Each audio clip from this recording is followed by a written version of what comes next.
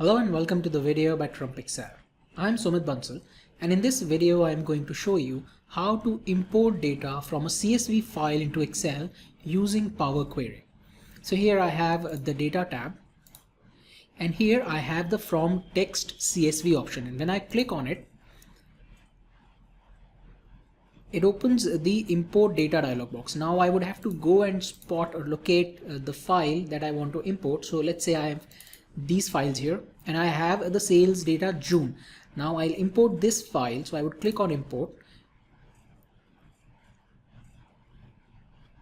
and it opens this preview pane. Now this is not the Power Query editor. This just shows me how the data looks. So here I have the data.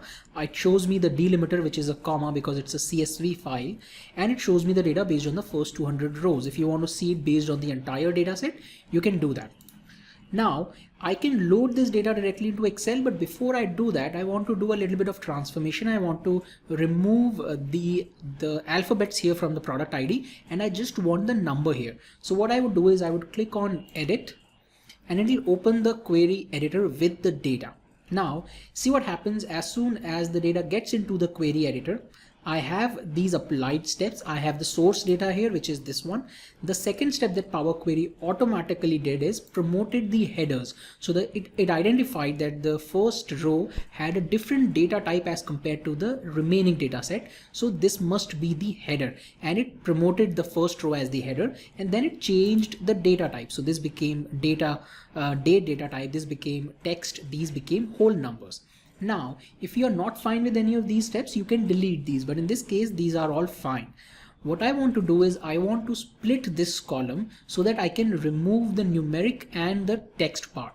So I would right click on this, go to go to split column, and here I have by numbers of characters. And if I click on it, it opens this dialog box, and here I can specify the number of characters as 2 because I want the split to happen after 2 characters. And when I click OK, see what happens. I have 2 columns here. This column for product ID got split into 2. I can simply come here and delete this, and I can rename this to product ID instead of product ID 2. And that's it. That is all what I want. Now I can go back and close and load the data, and that data would be loaded into the Excel file as a table. This table has the same name as the query. You can go back and change the query name if you want, and you can change the table name here if you want.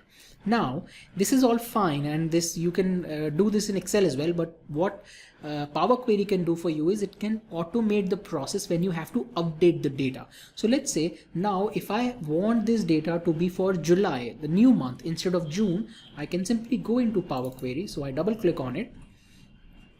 Here I go to the source step and I can change the source data. So I would have to change this file path here. I can browse, go back to the same folder where I had all these files, and I would select July, click on import and click OK. And now when I come to the last step, you can see it has updated the data. Here I have these new dates, and now I can simply close and load.